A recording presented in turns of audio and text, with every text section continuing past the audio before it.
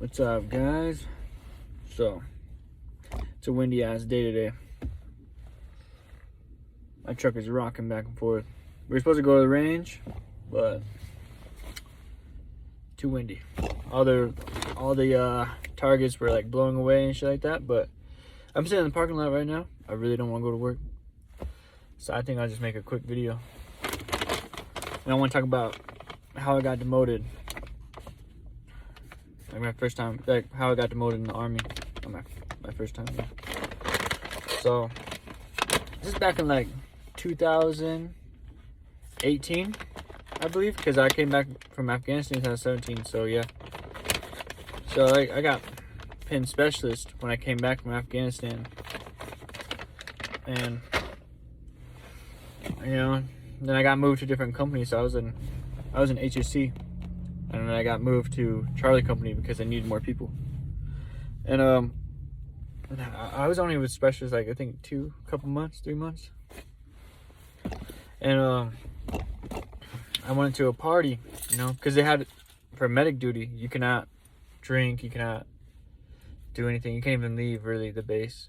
But they're having a party.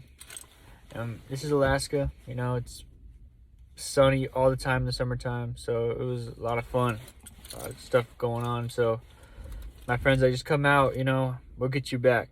And I'm like, all right, for sure. So being a young dumbass, I go and hang out with my friends, and we're out in the bonfire drinking, and then we did a little psychedelics, so we're tripping and we're drinking and having a good old time. Time doesn't exist no more. Just doing our thing, and then it gets to about 2 o'clock in the morning. It's still sunny out. I'm still thinking it's like 10 o'clock. I had to be in there, I think, midnight. But no, not midnight. Yeah, like 2 o'clock, 3 o'clock. They were blowing up my phone. So I'm sitting there having a good time. My friend's like, bro, your phone is blowing up. And I'm like, who is it? And he hands it to me, and I see a captain's name on there. I'm like, oh, fuck. That's when it hit me. I was like, fuck. I gotta be at work right now. And they're like, well, I can't get you back to work. We're drinking.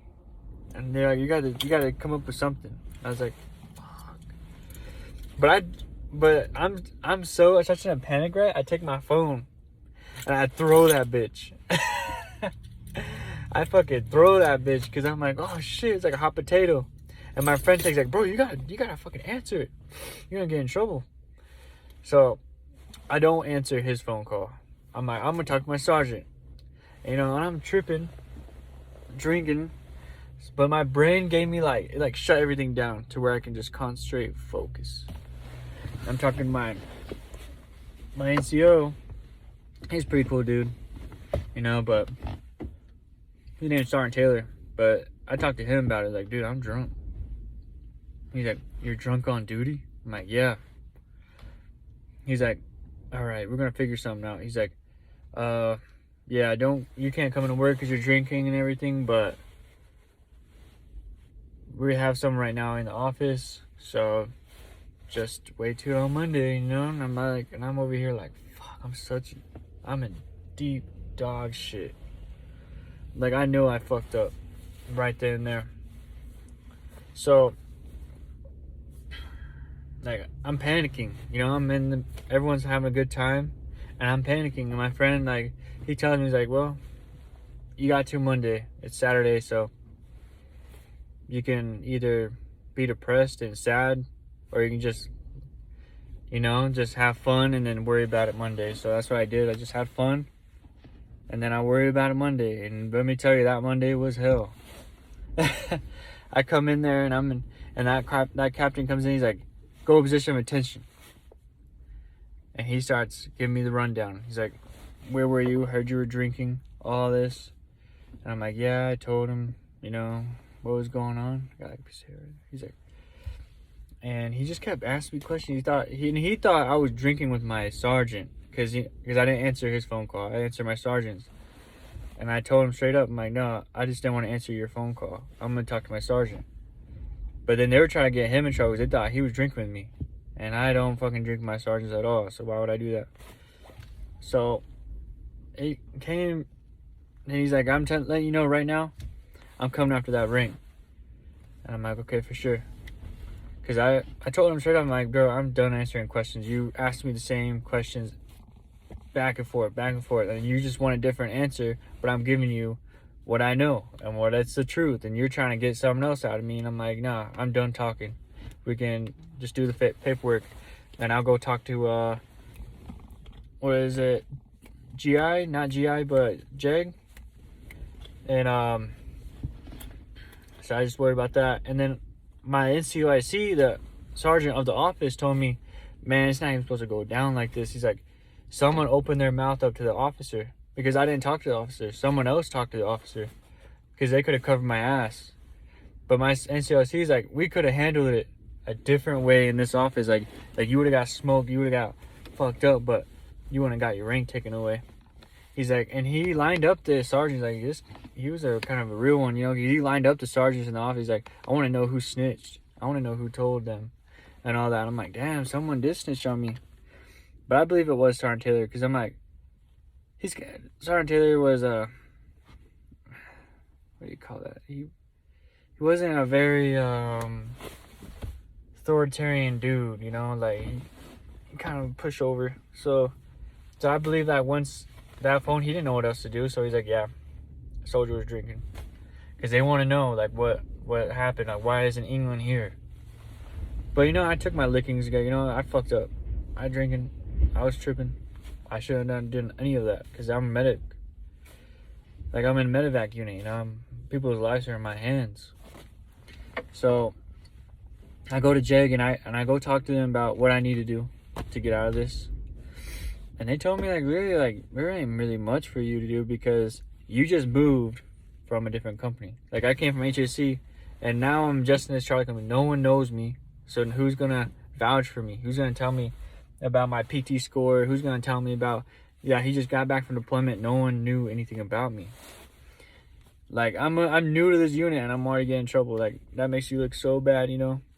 And damn, my nose is running because the wind out there, man. Wow, that's cold. But yeah, so anyways, I go in there and I'm like, shit, I'm kind of fucked, you know. I gotta go whatever they want me to go. So they give me my counseling, I sign it, and then I head into the office, right? And they have all these captains, all these first sergeants, all this, and they're like, well, and they got my paperwork ready. They told me that we're hitting you with the field grade, and you can sign it, and then we'll start this today. You get your rank pinned. I went from E4 to E2. I'm like, all right, you're gonna be in E2 for a year or so, until you get your E4 back, until we think we're ready for your E4. And that really hurt, because, like, you know, especially as I was making good money, and then now I'm back to making these little penny paychecks. And I took it as a man, you know. I didn't cry, I didn't bitch about it, I didn't get in more trouble, because that's what they thought. I thought I was gonna just go off the rails. And even the first time's like, man, because in Alaska, suicide is very high, very high. I've seen a lot of my friends, a lot of people I knew, like, pass away. So she, like, talked to me, is like, because this first time was a hard ass, you know. Like, when I met this first time, she was a woman, you know. And I feel like women in those kind of positions, they have to be hard asses, because no one really takes them serious. So they are hard asses, but they got a soft spot too. So she pulled me in, and I thought she was mean, but really she was like, look, I didn't want to do this. Like, I didn't want to take your rank away, because I knew how hard you worked for it. But it's like, just know that when an officer is involved, I have no say so in the matter. So when the commander's in there, I have no say so. So if they want to take your rank, they're gonna take your rank. I'm like, yeah, I get that. So I'm here, E4, back to an E2, but I just kept my head down and I worked even harder. It just sucked not getting the respect that you have as a specialist, but it is what it is, you know. And it took me a long time to get back to an E4. I think it took me a whole damn year. I went to E3 and then back to E4, and I got my money, and then yeah. But man, let me tell you, when you get your money dropped, because I used to do a lot of crazy stuff in the military, like barracks parties, all that stuff. But then once I got my rank stuff, dude, I kind of respected the military a lot more, and that's when I just settled down completely.